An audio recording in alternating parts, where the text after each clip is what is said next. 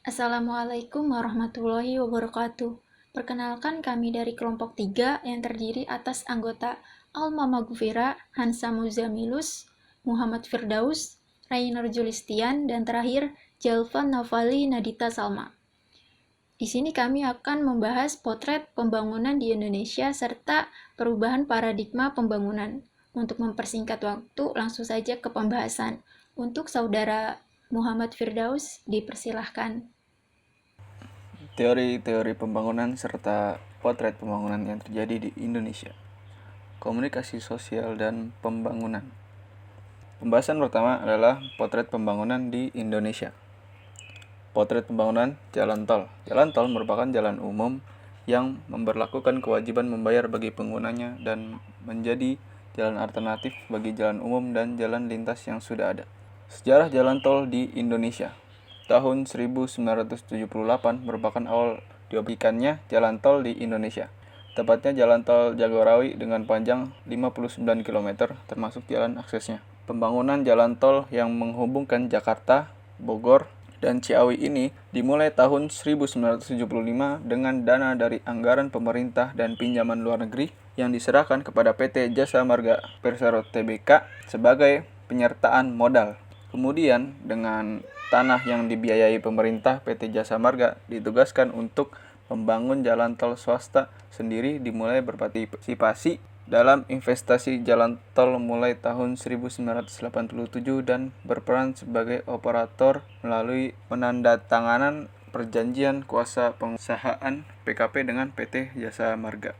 Pembangunan dan perkembangan jalan tol. Pada 29 Juni tahun 2005 dibentuklah Badan Pengatur Jalan Tol (BPJT) sebagai regulator jalan tol di Indonesia sesuai dengan Undang-Undang Nomor 38 Tahun 2004 tentang jalan yang mengamanatkan pembentukan BPJT sebagai pengganti peran regulator yang selama ini dipegang oleh PT Jasa Marga. Selanjutnya, pendanaan pembangunan jalan tol dilakukan pemerintah dengan menerapkan 3 pendekatan, yaitu pembiayaan penuh oleh swasta, program kerjasama swasta publik, dan pembiayaan pembangunan oleh pemerintah dengan operasional dan pemeliharaan oleh swasta. Pembangunan jalan tol tidak hanya bertujuan untuk memperlancar lalu lintas atau konektivitas antar wilayah, tetapi juga untuk meningkatkan pelayanan, distribusi barang dan jasa, serta meningkatkan pemerataan hasil pembangunan yang berkeadilan dengan tersedianya konektivitas antar daerah yang lebih baik. Maka diharapkan akan mendorong masuknya investasi dan penciptaan lapangan kerja yang pada akhirnya dapat menunjang pertumbuhan ekonomi dan perkembangan suatu wilayah berdasarkan capaian hingga akhir tahun 2020.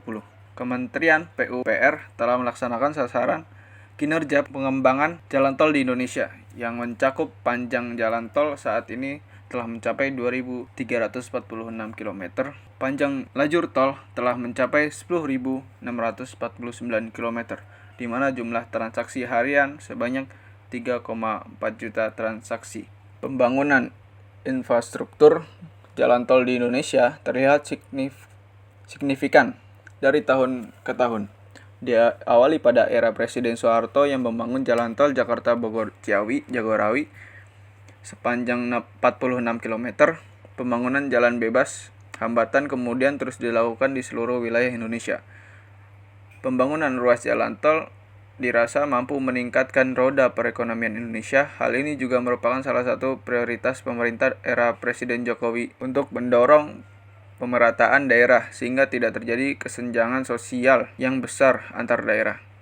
Hingga saat ini, pembangunan yang dilakukan pemerintahan Jokowi dinilai sudah melampaui jumlah pembangunan yang dilakukan presiden lainnya. Hingga akhir tahun 2017, Jokowi telah mampu mengoperasikan berbagai jalan tol sejauh 568 km. Pembangunan tol Porong Gempol, seksi Kejampanan Gempol, tol Gempol Pandaan, tol Cikampek Palimanan, tol Surabaya Mojokerto, seksi 4, tol Penjagaan Pemalang, seksi 1 dan 2, tol akses Tanjung Priuk telah beroperasi selama Jokowi menjabat.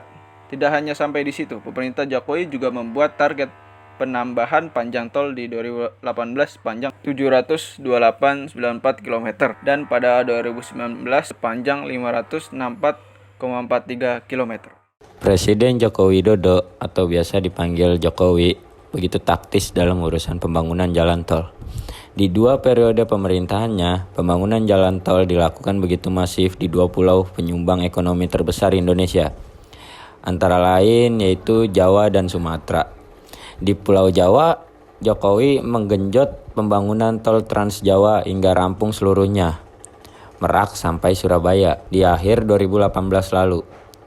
Di Sumatera, Jokowi menargetkan lebih dari 2.000 km jalan tol tersambung dari Lampung hingga Aceh pada akhir 2024. Jika seluruh target tercapai, praktis Jokowi membangun lebih dari 3.000 km jalan tol dalam 10 tahun pemerintahan atau sekitar 300 km setiap tahunnya. Hal ini jauh mengungguli dari capaian pembangunan jalan tol presiden-presiden sebelumnya. Badan Pengatur Jalan Tol atau BPJT, panjang jalan tol yang paling banyak dibangun atau beroperasi setelah era Jokowi adalah pada masa pemerintahan Presiden Soeharto. Pada rentang jabatan tahun 1968 hingga Mei 1998, jalan tol yang beroperasi di era Soeharto mencapai 490 km. Sementara pada era Presiden Habibie selama Mei 1998 hingga Oktober 1999 hanya ada 7,2 km jalan tol baru yang beroperasi. Di era Presiden Abdurrahman Wahid ada 5,5 km jalan tol yang beroperasi dan 34 km tambahan tol di era Megawati Soekarno Putri.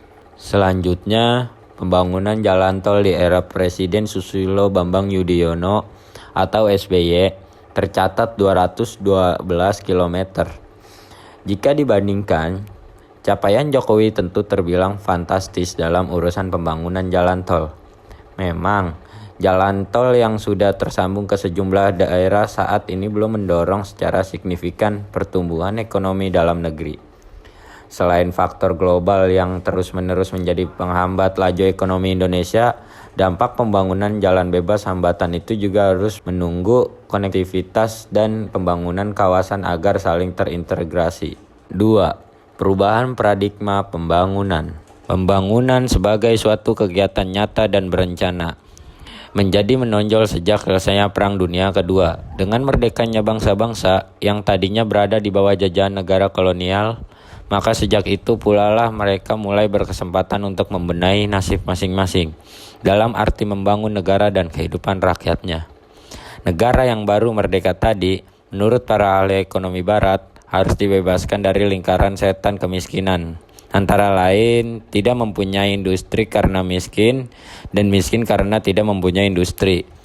Untuk keluar dari lingkaran setan itu, negara ini memerlukan uang dan pengetahuan yang dibutuhkan untuk melaksanakan industrialisasi. Sejak itulah berkembang berbagai rencana pembangunan yang menjadi pegangan bagi negara-negara yang baru merdeka tersebut, yang pada pokoknya mempunyai kesamaan pula. Antara lain bertujuan untuk secepatnya mengejar ketinggalan dari negara maju. Melalui pembangunan ekonomi yang mengikuti jejak negara-negara maju tersebut, negara-negara baru merdeka kebanyakan tidak begitu cermat dalam mempertimbangkan perbedaan latar belakang sosio-kultural mereka dengan negara-negara maju yang akan dituruti langkahnya itu. Dalam prakternya, kemudian modernisasi amat terbentuk. Westernisasi dalam negara baru itu harus mengikuti atau menyalin model dari barat. Paradigma awal pembangunan. Ketika memulai pembangunan pada masa pasca Perang Dunia Kedua, yang segera tampak sebagai inti masalah ketika itu dalam pandangan para ahli ekonomi adalah perbedaan yang mencolok dalam tingkat pendapatan masyarakat di negara maju dengan negara miskin. Itulah sebab mengapa perhatian para perencana pembangunan saat itu terpusat pada keinginan untuk meningkatkan pendapatan per kapita negara-negara baru. Ketika itu diasumsikan jika pendapatan per kapita berhasil ditingkatkan, masyarakat akan dengan sendirinya pindah dari tahap less developed ke tahap development. Yang pertama, teori ekonomi pada masa itu mengaitkan pertumbuhan pendapatan kotor nasional atau GNP dengan 4 faktor penting, yaitu akumulasi modal, sumber daya baru, kemajuan teknologi, pertambahan penduduk, dan teori pembangunan yang menekan peningkatan pendapatan per kapita. Ini juga mempunyai asumsi bahwa kalau sudah terjadi peningkatan pada suatu sektor, selanjutnya akan terjadi apa yang disebut sebagai efek menetes ke bawah. Konsep pembangunan dan distribusi sosial hasilnya. Pengalaman pembangunan di tahun 60-an ternyata tidak seperti yang diharapkan semula. Memang benar pendapatan per kapita meningkat, tetapi kenyataannya tidak seperti yang diharapkan oleh negara-negara baru yang memimpikan jalan pintas untuk maju karena masalah terus berdatangan, terutama kemiskinan. Paradigma baru pembangunan ditinjau dari tekanan historis mengenai hubungan negara maju dan negara berkembang menjadi masalah utama pada awal baru pembangunan yang sebenarnya bukan terletak pada kuantitas pertumbuhan ekonomi, seperti yang diukur dengan persentase tingkat pertumbuhan per tahun. Adapun pada kualitas pertumbuhan sosial, melainkan pada kualitas dari proses pencapaian pertumbuhan itu sendiri. Selanjutnya, teori dependensi.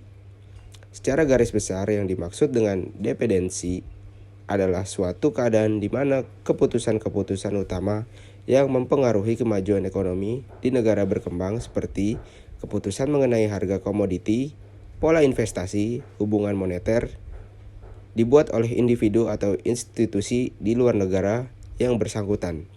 Teori dependensi dan keterbelakangan dapat pengaruh besar di tengah-tengah negara yang sedang berkembang. Another development atau pembangunan yang lain. Hal ini muncul untuk menyempurnakan konsep-konsep yang ada selama ini. Another development sungguh berbeda dengan paradigma sebelumnya. Tidak ada jalur tunggal yang universal dalam melaksanakan pembangunan. Selanjutnya, strategi baru pembangunan.